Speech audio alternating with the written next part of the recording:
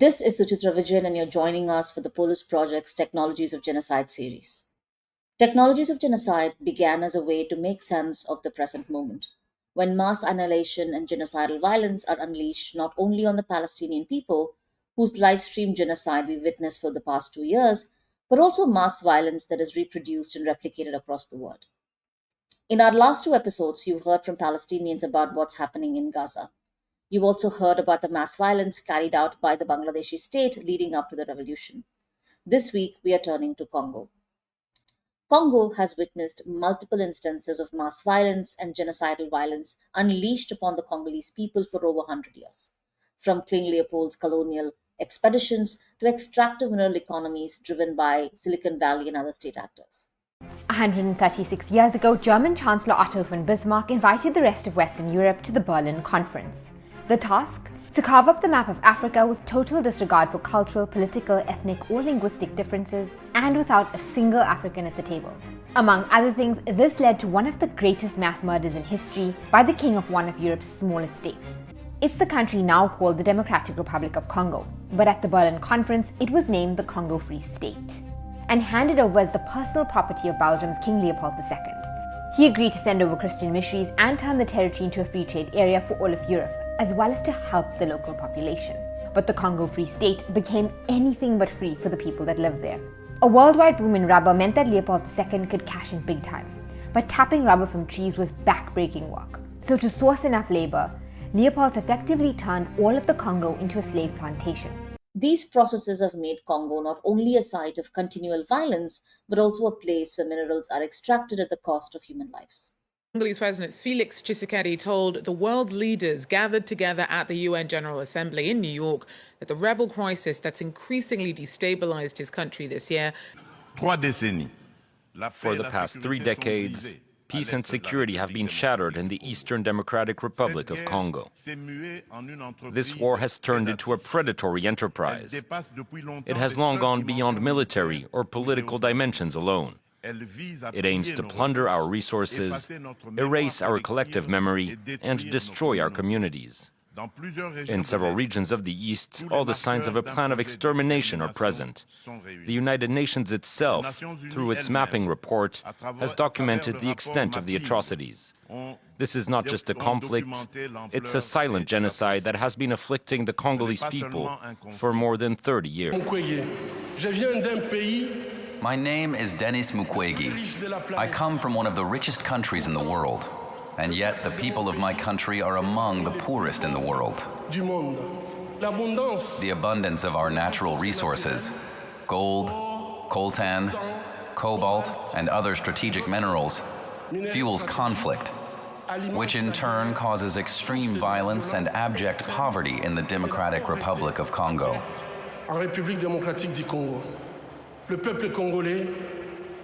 For over 2 decades, the Congolese people have been massacred before the eyes of the international community. The people of my country urgently need peace. We'll examine the complicity of nation states such as Rwanda, Uganda, the UAE, and Israel in sustaining and profiting from this genocidal violence. Here we approach violence not merely as an outcome or aftermath of extractive, exploitative policies rooted in colonial histories, but as something foundational to extraction itself. Joining us today to explain this is Abdullahi Halakhe, an expert on African security and policy who serves as a senior advocate for East and Southern Africa at Refugees International, whose work traces the continuum of violence and the global systems that feed it. Thank you so much for joining us today. The pleasure is mine. I'm glad to be here. Before we jump into the intricacies of the technologies of genocide, can you tell us a little bit more, setting the historical context, what really is happening in Congo right now? Tell us about the long histories of colonial exploitation and other factors that might have shaped the cycles of violence and, of course, genocide that currently Congo is facing. Thank you so much. I think Congo is one of those countries where, for a very long time, exploration and exploitation have gone hand in hand. Just if we step back, there was a Scottish missionary called David Livingstone, who in 1866 set out to go and find the source of River Nile. And he was stuck after years. People did not know where he was. And so a newspaper sent out, Henry Morton Stanley to go and figure out where he was. And so after a couple of years, he found him, and that period, the interaction between the two, that is David Livingstone and Henry Morton Stanley, shaped the latter stages because the cast of characters kept on changing, but exploration and exploitation of Congo continues to this day. So I think it is a history of people projecting their ambition of trying to figure out where is the source of River Nile, where is the source of River Congo, what mission do we have to civilize this?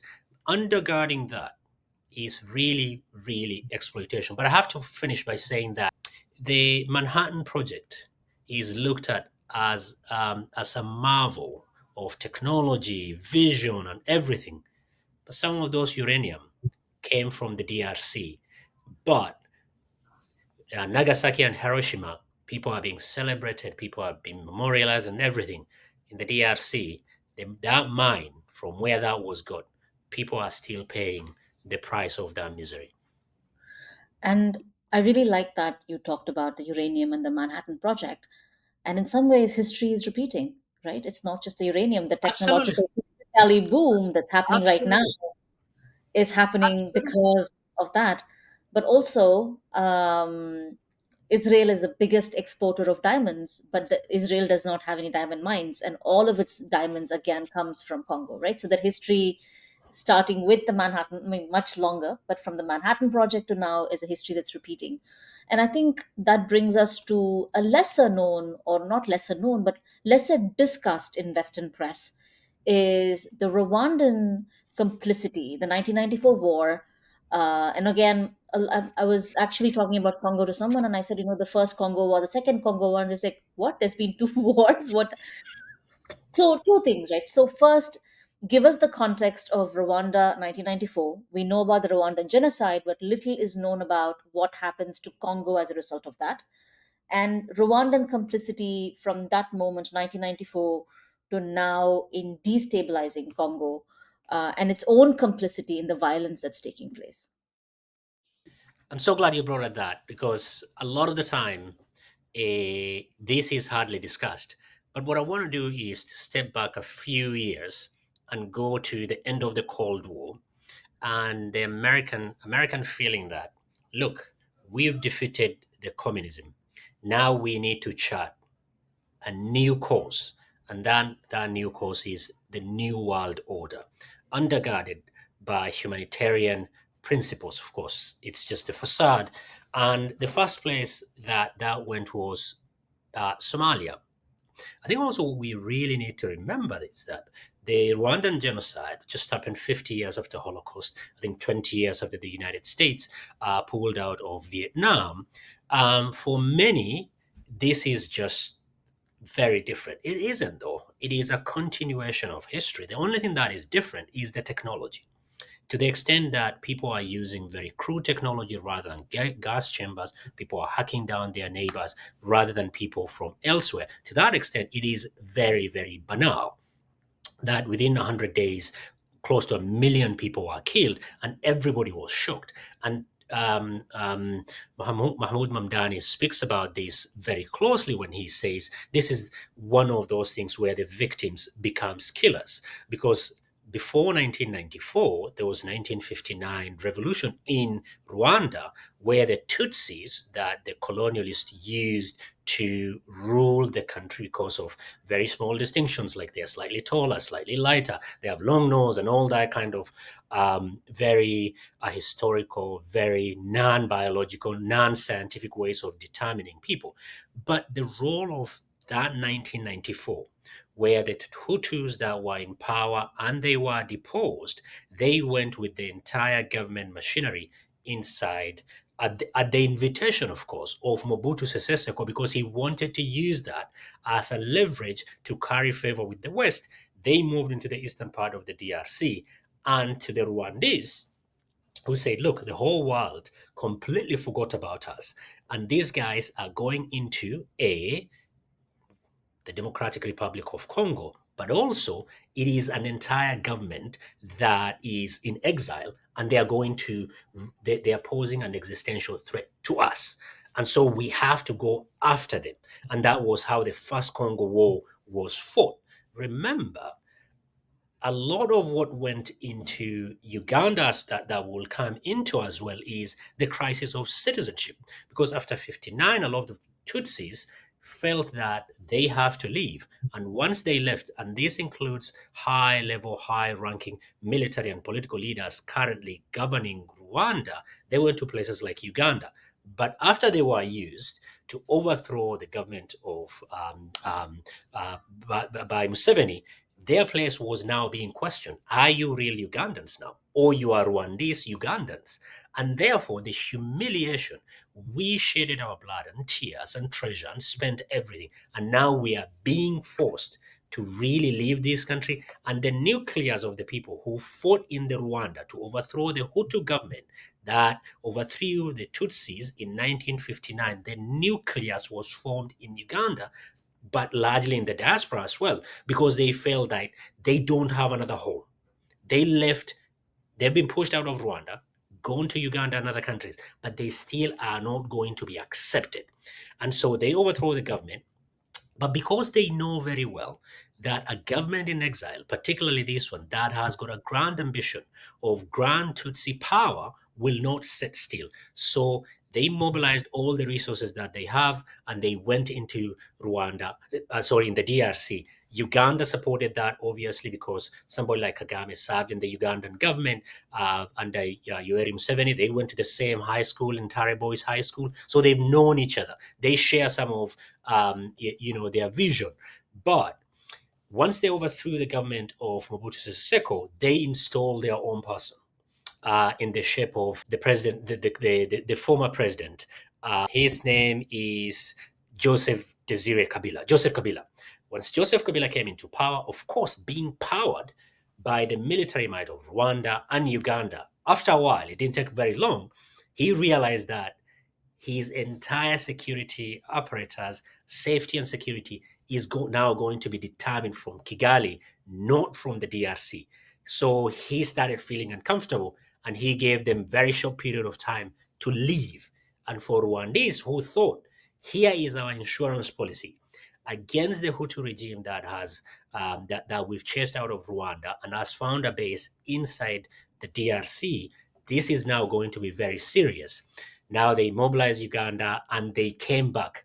But Kabila also went to Angola, Namibia, Zimbabwe, and this brought so many African militaries. That is the second Congo War. And is one of the largest mobilization since the end of Second World War. And the number of people who are displaced, close to 7 million or even more. The number of people who died during Congo's Second War is around 5 million. Those are the ones that have been documented. The numbers could be more. The reason why it is not that much, because there is the guilt bonus that the Rwandese authorities leaned on very much, so much so that every time you raise any egregious human rights violation that the Rwandese are committing, and they continue to commit even now, they say, you never supported us when we were experiencing genocide. We are not going to listen to you. You see it in various narrative, especially that is being spun by the current administration in Rwanda, that says we are not going to compromise, we are not going to be lectured about our security. We know what it means to be refugees. We know what it means to be massacred because of our identity. We are not going to allow that. But that belies the level of violations that the Rwandese are visiting on the DRC that is inexcusable. Paul Kagame and the facade that he's built around himself is, look, I'm a Pan-Africanist. I'm ready to fight for the African cause. Every time he's being asked, why are you violating the inviolable, territorial integrity of a sovereign country that is the DRC says, no, no, no, no, no, no, no, you guys are imperialist. But at the same time, he has got no problem going to American campuses every time around UN General Assembly to collect awards. He has no problem with being advised by Tony Blair. He's got no problem detaining his political opponents. He's got no problem not giving people freedom of movement. These are Africans too. So I think sometimes I find it very, very difficult that Pan-Africanism has become the last resort of tyrants who do not want to be asked questions. But so to complete the cycle, I can say that the 1994 Rwandan genocide, if you want, you can go back until 1959 revolution, to a very, very significant degree, it's cast the shadows over the current crisis in the DRC, especially in the east, without forgetting that the two countries share, linguistic and cultural heritage. Because the people in the eastern part of DRC, not all of them, share the same livelihood, share the same language, share the same heritage with the people on this side, especially the Tutsis. And so, therefore, Rwanda sometimes says, "Oh no, we are going to not only preventing the Hutus that are government waiting that was pushed out of Rwanda, but we are also preventing the violation and marginalization of people of Rwandese descent inside the Democratic Republic of Congo." So in 2014, I think almost a decade ago, one of the journalists, I think, came up with an amount that Joseph Kabila had amassed over $2 billion over the course of his rule.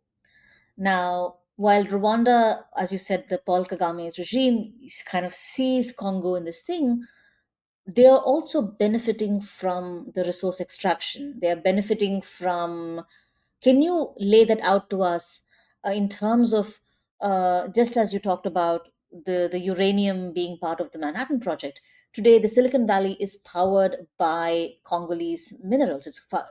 And can you kind of map that connections between Rwanda benefiting from this, but also who are the main players benefiting from this resource extraction, which also comes with mass deaths and genocide of the Congolese people? Can you kind of map that for us? I think there are various works out there, especially the UN team that do a lot of this. I think what you see is a pipeline of absolute exploitation via Rwanda. There are certain years you go and look at the minerals that Rwanda exports, minerals that it is geologically not possible for Rwanda to have, right? They list, oh no, we've exported. And it's like, where do you get from? It's not just minerals. It is also wood because of Congo's rich biodiversity, and all of that goes via Rwanda and to some extent via Uganda, and they all go to the Gulf countries. So what you have is, if Rwanda is a sub-imperial power in the region that is serving as a gatekeeper for, let's say, the Gulf countries that are sub-imperial to the West, where they rely on the West military, but at the same time, they seem to be very powerful.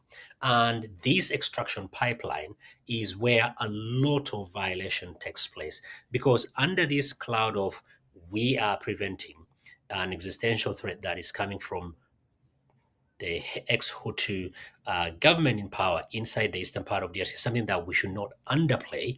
Secondly, we are trying to, secure the safety and security of people of Rwandese extraction inside the Democratic Republic of Congo. Their marginalization cannot be overemphasized, but these all feel like feelers. They feel like this has been over-instrumentalized to the service of the elite, that is the Rwandese elite, as well as the Congolese elite. The reason why those figures of Kabila and those figures could be higher is that Kabila knew that for him to govern and steal in silence, he will require Rwandese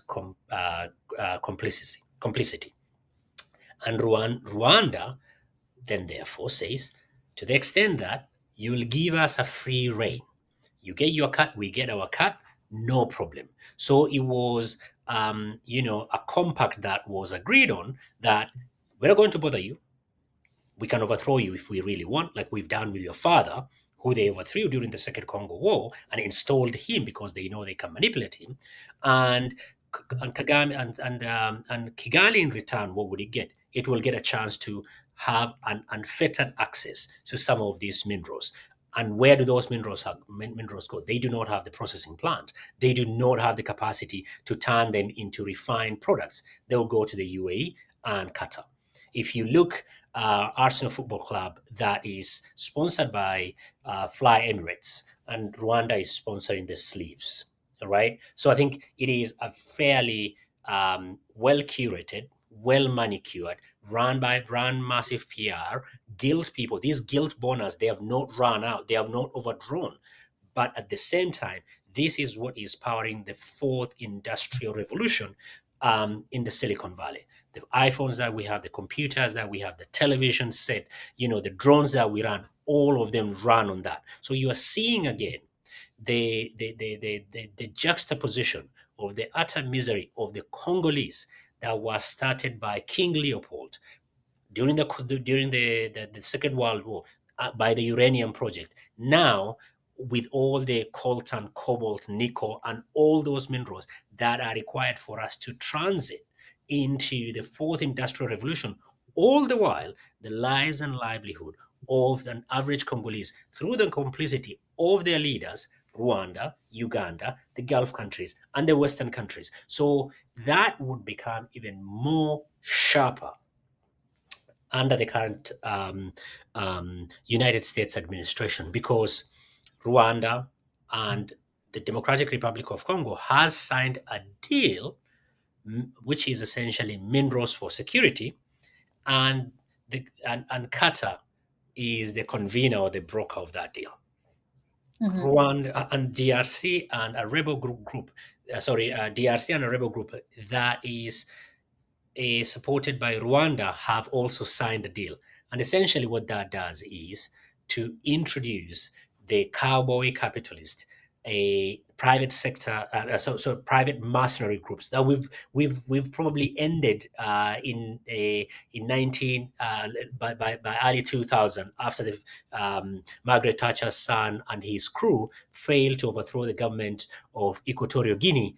Those are now back in the vogue to protect the mining interest of the Silicon Valley. So, in the next couple of years, we'll have this conversation where everything that we pride ourselves as, this is the next technology, this is what is, but it is all underwritten by the blood, misery, and the problems of the people in the DRC. So the people of DRC for almost 100 years now are their soil, their mineral products.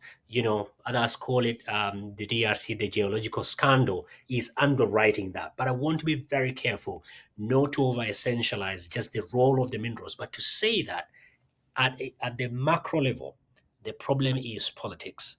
And flowing out of this political economy is where the minerals come. Because if we start with minerals, we over essentialize that and miss that this is where things during the empire, during colonial time, post colonial time, and even now, probably the Congolese, their blood is really the fuel that is powering the world.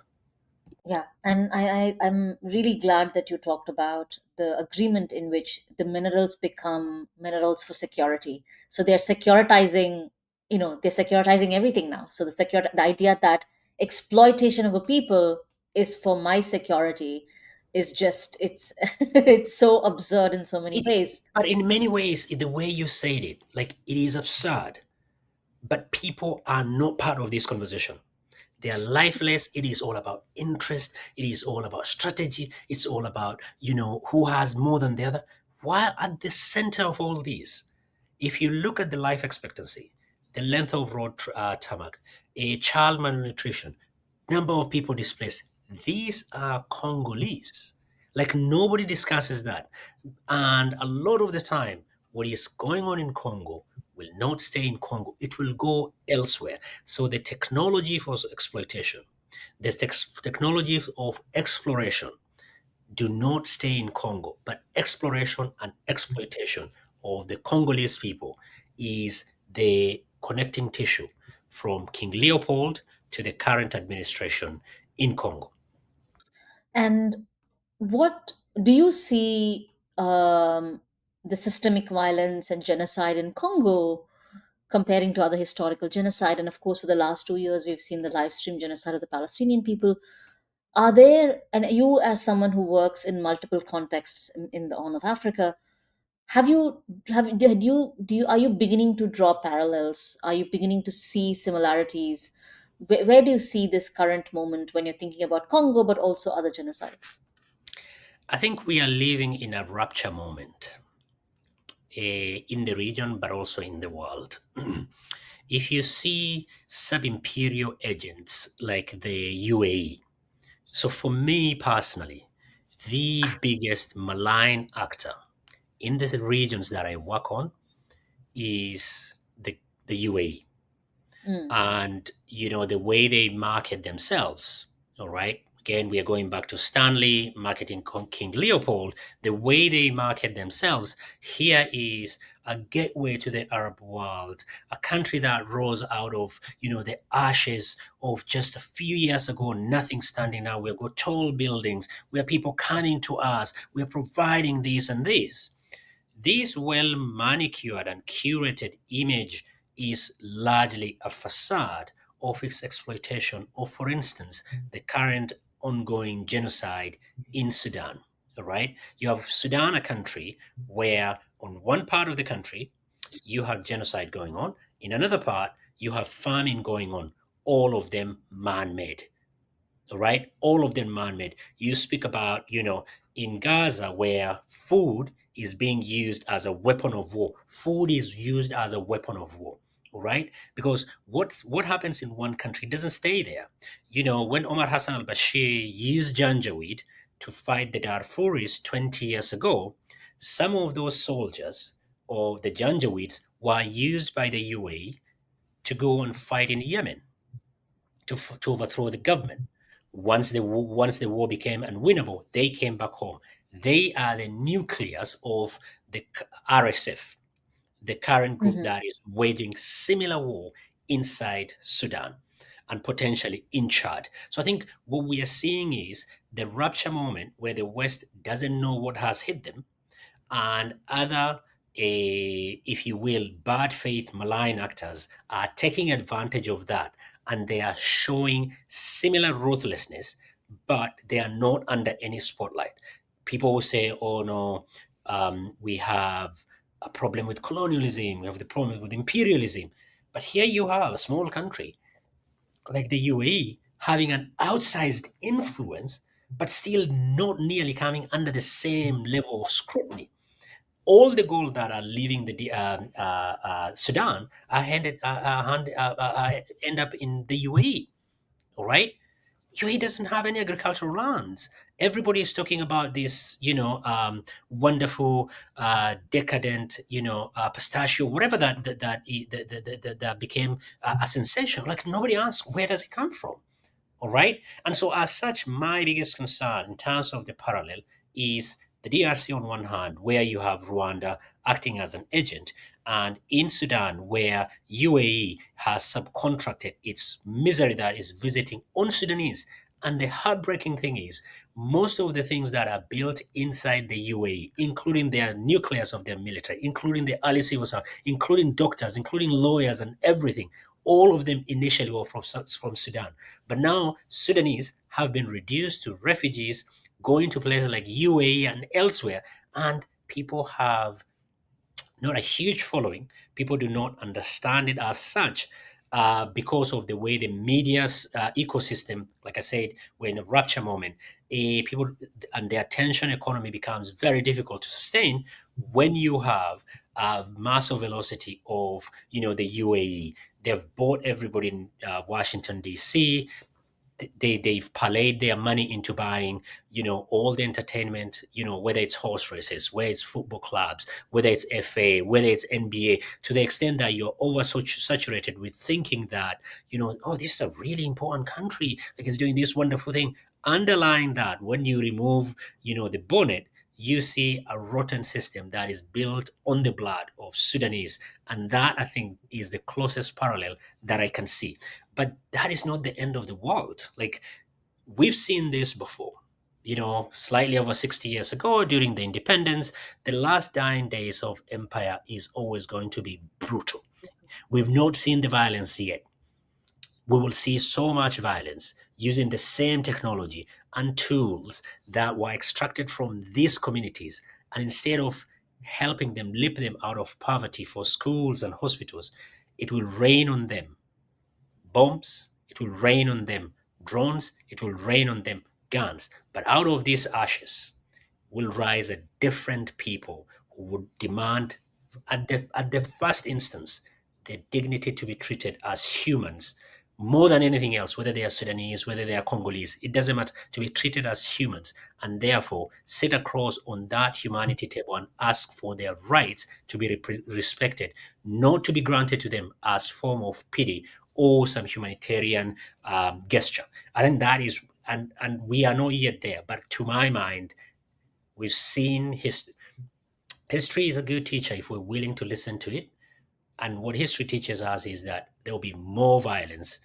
I mean, like, you go and read the end of colonialism, whether it's in East Asia, in Africa, in Latin America, it was absolutely full of blood. But out of that came out what we now proudly carry, the passport, countries, and flags. It's ineffective. But we had a moment, the first 10 years in most of these countries, where people genuinely believed that there is cross-regional solidarity and all that. I think that vision of Gandhi, that vision of Kwame Nkrumah, that vision is still alive. But we really need to begin tending to it rather than to give in to despair and distractions all around us. And I actually want to the similarities you spoke about, the Dubai chocolate with pistachios. Stuart Hall has a phenomenal paragraph where he says that the British Empire's most identifiable characteristic is the British tea, but Britain has no tea plantations. The time plantations were in In South Asia. India, in Jamaica, in Kenya.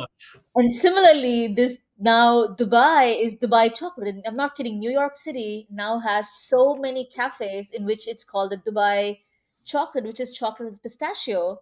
And the UAE does not grow pistachios. It's empire. It's the same thing that Stuart Hall said. Exactly. Exactly. And that is our job. Our job is to really, really, really be very attentive to history.